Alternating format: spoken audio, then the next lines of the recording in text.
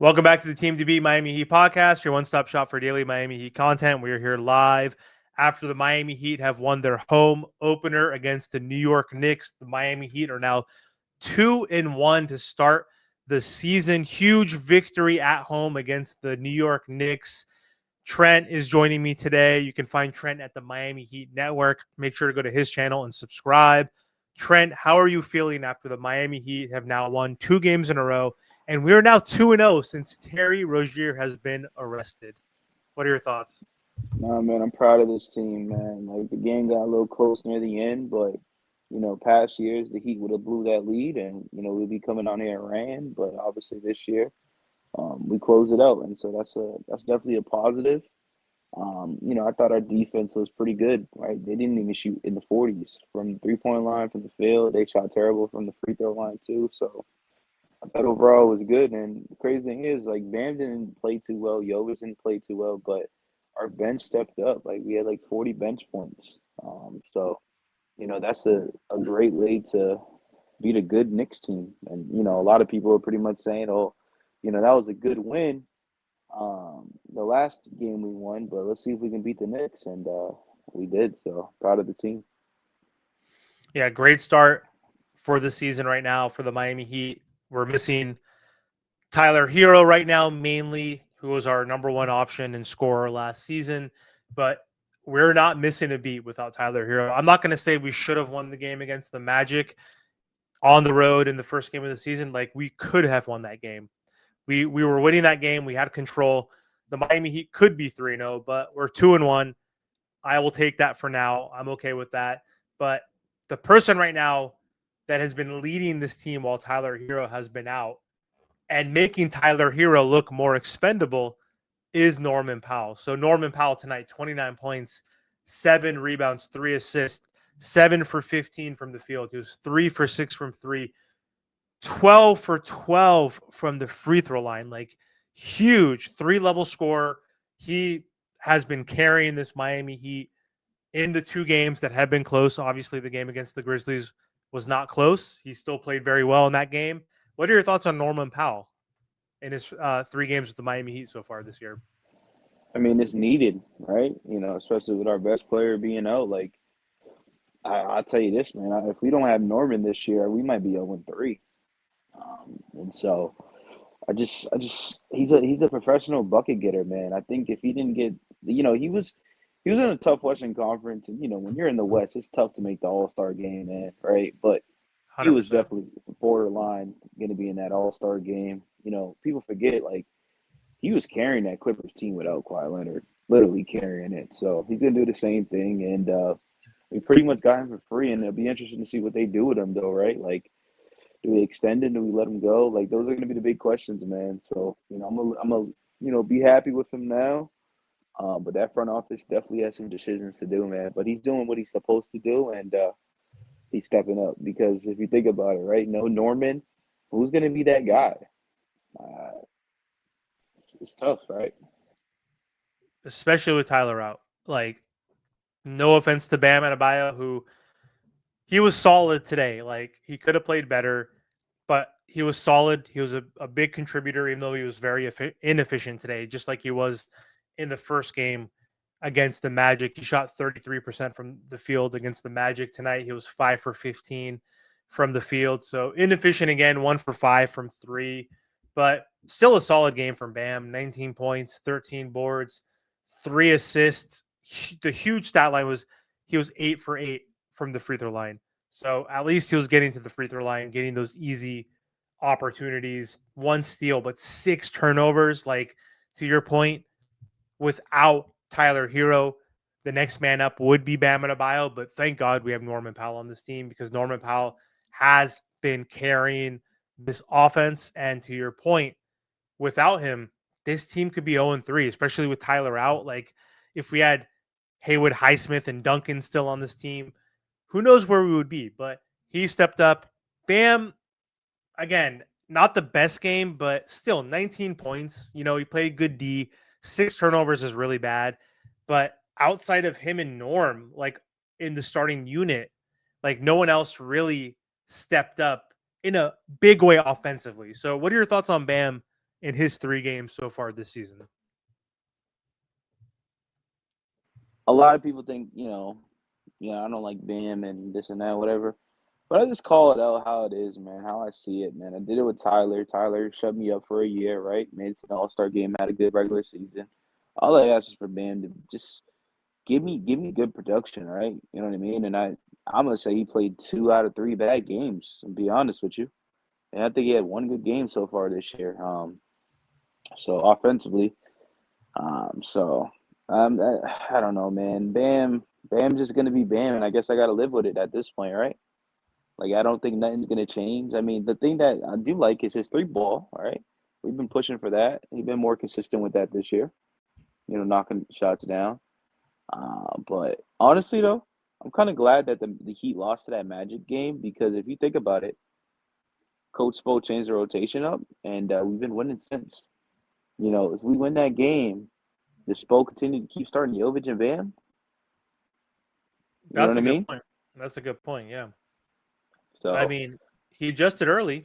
He usually is more stubborn. So I think you're on point with that for sure. but yeah, man. I mean, listen, that's a fun game, man. I want the Knicks fans to come outside, man. I want to know where they at, man. I think we have the same record now, right? Yeah, they were 2-0.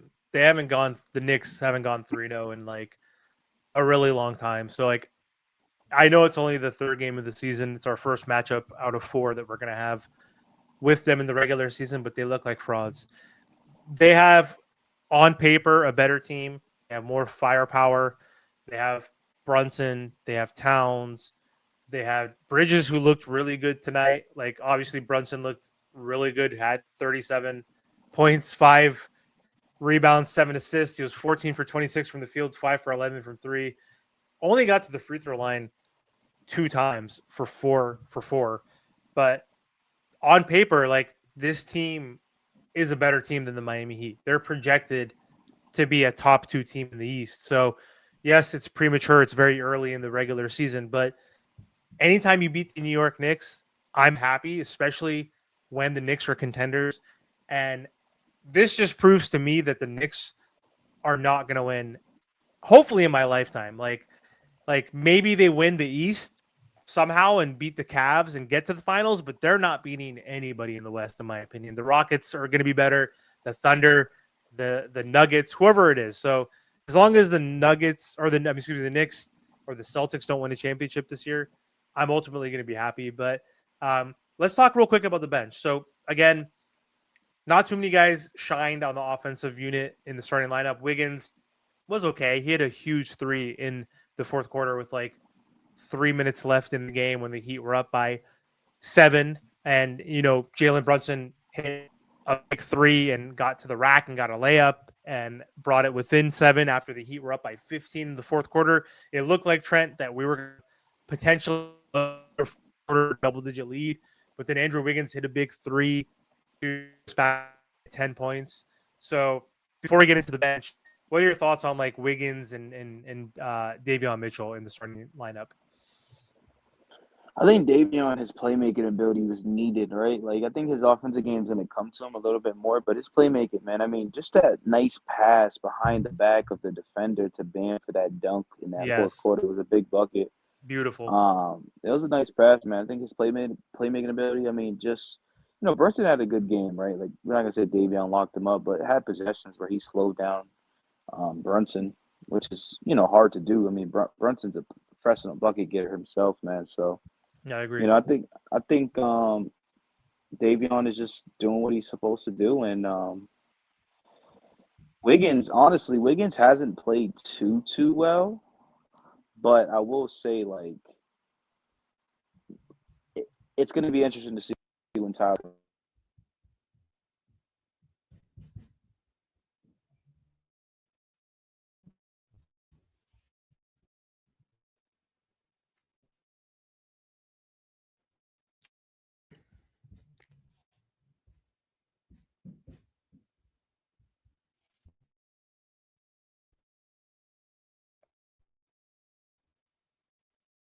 Yeah,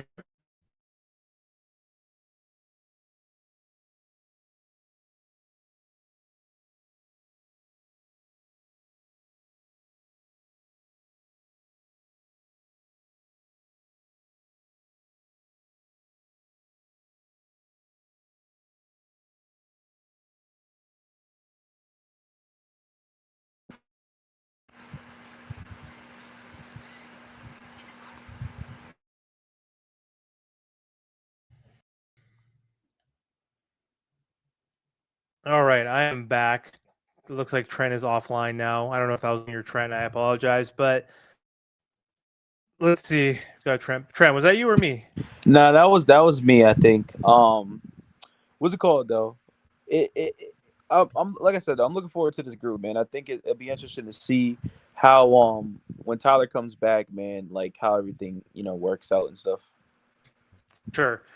What are your? But hey, so big key contributions off the bench tonight. Like our second unit outplayed the Knicks bench tonight for sure. And Jaime Hawkins Jr. has had 3 consecutive great games, and I'm excited to see him bounce back after a sophomore slump. And it looks like he is poised to have a bounce back season. And he's done it so far in 3 games. Can he continue? We'll see. But Jaime, 17 points, 5 rebounds, 5 assists, 8 for 12, which is huge. The efficiency. 1 for 2 from the free throw line, only 1 turnover. He's been looking great. What are your thoughts on Jaime so far this season off the bench? I said, I'm proud of Jaime, and I said I want to continue to keep see it happening. But dude, he has been amazing. I mean, I think he's been better than Jovic this year. We're not comparing and stuff like that because they're both young guys, but I think Jovic has all this hype, right? And like, I don't think Jovic has played well, to be honest with you. Like, I don't think he has played up to what people thought he was, and all these standards, and all him getting a massive extension, or not massive, but an extension. Coach Spo pushing him and stuff all like that. Like, I just feel like he hasn't played well. And then you look at Hyman, who just comes off the bench and he's just providing everything right now, man. Like, this is what we wanted from him with him being fully healthy. And if he does that all year, I mean, our bench unit is going to be great. If he continues on this path, Jaime Hawkins is going to be the sixth man of the year. Like the way he's been playing, the impact he's having as a two-way player. He was a plus 18. He was a plus 18, which was the best on the team. Drew Smith was also a plus 18. In comparison, Norman Powell, who obviously contributed in a very significant way, especially offensively, who had 29 points, he was a -7. Like, not to say that plus minus means everything, but it is an indicator of how well a player is playing. Jaime was a plus 18 off the bench. He's looking great. He's just been in attack mode and he's playing confident right now, which is great to see. Nico, to your point, 1 good game out of 3, but he's a role player. Like, he's not a star. Like, yes, he has potential, but to be, in my opinion, a good player in the NBA. I don't see star potential necessarily, but 6 points in 25 minutes, not great. 2 for 7 from the field, 1 for 6 from three, but he did, still contribute in ways. 4 rebounds, 5 assists, um, you know, 2 turnovers, not great, but still, he's young. He's 22 years old. Like Jaime is an older player, even though he's only been in the league 1 year less than Nico, which is kind of crazy, right? Nico's in his 4th year, he's 22. Jaime's in his 3rd year, he's almost 25. So I agree with you 100%. Nico needs to play better, but it's only been 3 games, right? So we'll see. But what are your thoughts on Fontecchio, man? Like he has been a pleasant surprise with that trade for Duncan Robinson, and people were worried about 3-point shooting, losing Duncan and not having Hero, obviously, the injury, but like he was 3 for 5 from three, 14 points off the bench in 19 minutes, 4 rebounds, 5 for 8 from the field. What are your thoughts on Fontecchio so far, man? He's stepping up big Dude, time. he been awesome. I'll be honest with you. Like, he really has been awesome. Like, for him to knock down all these shots for us and stuff like that, like he been doing his thing, man, and that's what we needed, right? We lost Duncan, and you feel me, and then he comes out and just been stepping up, providing his role and stuff like that. So I'm proud of him, man, and I think we got some options, right? Where well, we got decisions to make. I will say, right, like what do we? No, this is kind of off topic, but like, what do we do with Kashad Johnson? Like, I feel like he doesn't even make the team, and then if we can add another piece to this bench unit, dude, we have one of the best benches. Just think about that. You, For sure. Yeah, we have, and with the whole Terry Rozier thing, assuming we're gonna void his contract for the year, and then we get that extra cap space, then we have like 2 roster spots. One Terry, one that's open. So we have 2 spots open. Like wave Kashad, that's 3 spots right there potentially, right? Like 12 through 15, they can even contribute to a deeper bench. Because right now, Pelle Larson is not even in the rotation, and I think it's kind of crazy because we like the team and the media were hyping up, like they were assuming that he was going to be ahead of Jaime Jaquez because year. And like him during summer league and when he was playing for Sweden in Eurobasket, they're like, this guy's the guy who's going to step up. But like Pella's not even been in the rotation. He played 5 minutes to do today, dude. Like, what do you think is up with that? I think Pella's not getting much run. Dude, Is it just doing? I think that's a problem, right? Because it's like he's too good to not be in the rotation. Like I'm sorry, like he's just too good to not. So, and you can't be like, oh, the rotation's too deep in this. We're a young team, right? Like we're gonna talk about we're a playoff team, but we should be playing the people that need to be played out there, right? Like the thing to me is, right, if Jovic is playing bad, so put Palel in. Why does it like why does Jovic get all this thing? Is it because they paid him? Let's see what Palel can do, right? If Jovic ain't performing, let's put him in. That's my thing, right? I'm I not saying agree. replace him. I'm not saying replace Jovic. All I'm saying is if he's playing bad, put Palel in. That's all you have to do. But it's like they're so like glued to him, and I don't know why. So, Yeah. oh, But they're also glued to Drew and like because Drew played 18 minutes and he was solid. He 6 whoa, points, 2 rebounds, 2 for 5 from 3, like 1 block or 1 steal. Do you think Drew still gets run when Tyler gets back in the rotation? Because someone's gonna be out of the rotation. Spo doesn't play usually 10. He usually plays 9 guys, maybe 10 guys max right now. And like we'll include Pella in the rotation right now because today the Heat played 10 guys, right? So off the bench, outside of the starting lineup, they played Jaime, Nico, Simone, Drew, mainly 9 guys, but then they played Pella for 5. That's 10 guys. So when Tyler comes back, do you see Pella falling out of the rotation completely, or do you see Drew Smith falling out? Because we know Spo loves Drew Smith for some reason. So who do you think is out of the rotation when Tyler's back? that's a good one right there. Um, dude, I think Drew stays.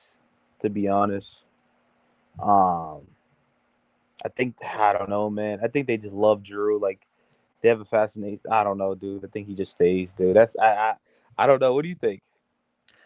I think he stays too for to a certain degree. I think it's like going to be based on matchup, um, because Pella, like he's not getting any time right now in these 3 games thus far, and Drew is. And when Tyler comes back, like Spo is showing faith in Drew because he's a defender. He is someone who's not going to turn the ball over and make mistakes. Pella is someone who is going to make mistakes. Like he's going to get in foul trouble. He's not as polished as Drew Smith in his role. And he's still, I think, a better talent than Drew Smith, but Drew Smith is playing better in his role. So, I already worked mad a lot this week. I don't want to work no more. what are you watching? No, call me to go to work. Hello? Yo, Hello? you talking to me or on the phone? I was confused. I thought I hung up. No, you're still here. All right, so hey, right before we close, Peter playing. We're playing Yeah. the Hornets next. What is that? What is that noise? Is that you? Are you on the phone? There we go. Trent, so the Heat are going to be playing on Tuesday against the Hornets. That should be a good victory. But next Thursday, October 30th, we're playing the Spurs. We're playing Wemby. Big game for the Miami Heat. Do you think we have a shot against the Spurs and against Victor Wembanyama?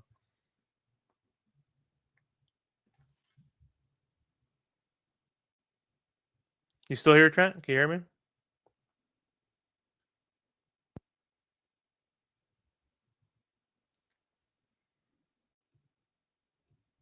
Adding you back to the stage. Can you hear me, Trent?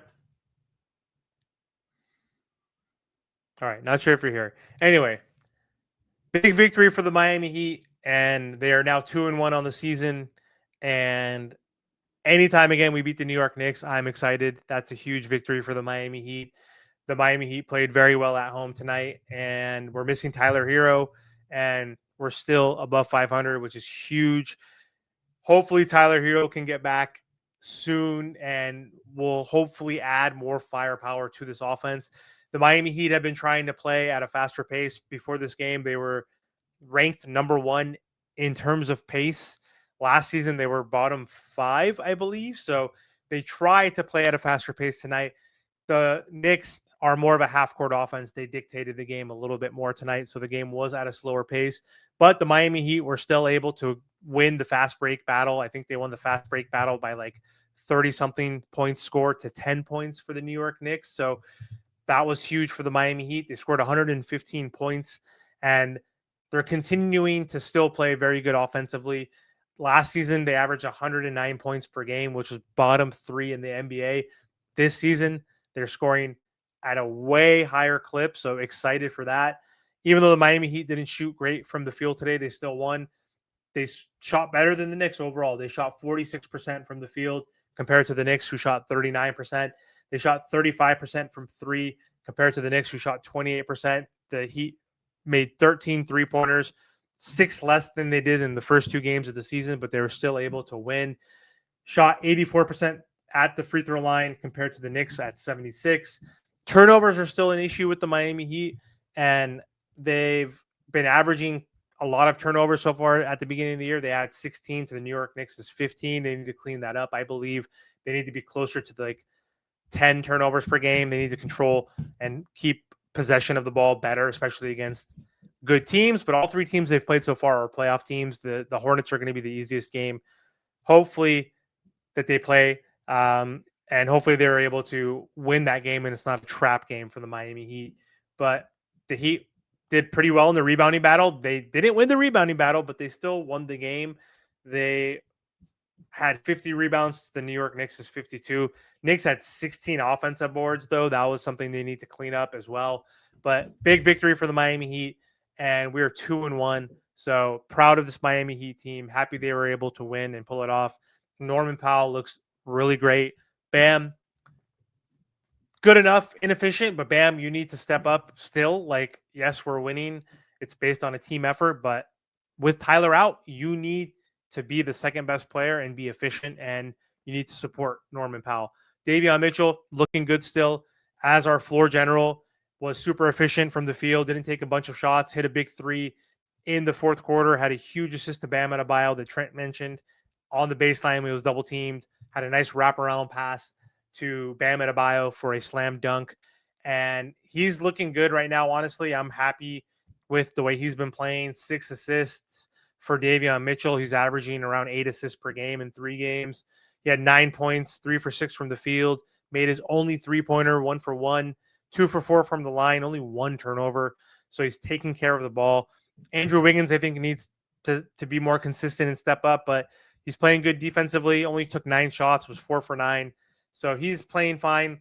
Kalel started. He was very quiet, but he didn't really make too many mistakes, in my opinion. 5 points, 8 rebounds, 2 for 4 from the field. He had 1 3, which is great. 1 for 2, 1 steal, 1 turnover. So huge game again for the Miami Heat. Kudos to Jaime Jaquez Jr. Kudos to Norman Powell. Kudos to Simone Fontecchio for being 3 of the top players tonight. And also, again, kudos for Bam, even though he didn't have the best game. Shout out to Randy G305. We would have had game 1 against Orlando, but all them travels not called and given them all the fouls. Yep, 100%. That one blocking or that one charge they called on Norman Powell at the free throw line on Jalen Suggs, that was kind of BS. The travel calls, that was kind of BS as well. I don't think the Miami, again, they could be 3-0. I don't think they should be. They could have been, like things happen, but either way, still good start for the Miami Heat. And it's looking like this Miami team, when they get Tyler Hero back, should be better offensively, should be improving offensively, having another 3-level score to play off Norman Powell. I'm intrigued to see what that's going to look like in the future. And we're looking like a team that could be top 6 in the East. That's something I'm excited for. And the East is weak this year, and the Miami Heat are showing why they have potential as long as they can play as a cohesive unit, as long as they can play well defensively. And if they're continuing on this pace offensively, with this pace and space, I think this Miami Heat team will be a top 6 team, potentially if healthy. And if there's other injuries that probably are going to happen, and I don't wish any injuries on any other Eastern team, but other teams can get hurt. I mean, the Magic were severely hurt last year with Paolo and Franz Wagner and Jalen Suggs. We could leapfrog another team, maybe due to injury. Who knows? But like the way they're playing now, like I'm excited for this. I wasn't excited for this team based on their preseason output and effort, being 0-6 and not winning in the playoffs. And now the Miami Heat have won 2 in a row, so we're on a win streak, and this has been fun so far. Hopefully, we can carry this momentum and beat the Charlotte Hornets like we should, and win 3 in a row. And so, yeah, that's all I have for this live post-game show. Thank you for watching, and don't forget to like, comment, share, and subscribe to the channel. And I'll be back after the game on Tuesday against the Charlotte Hornets.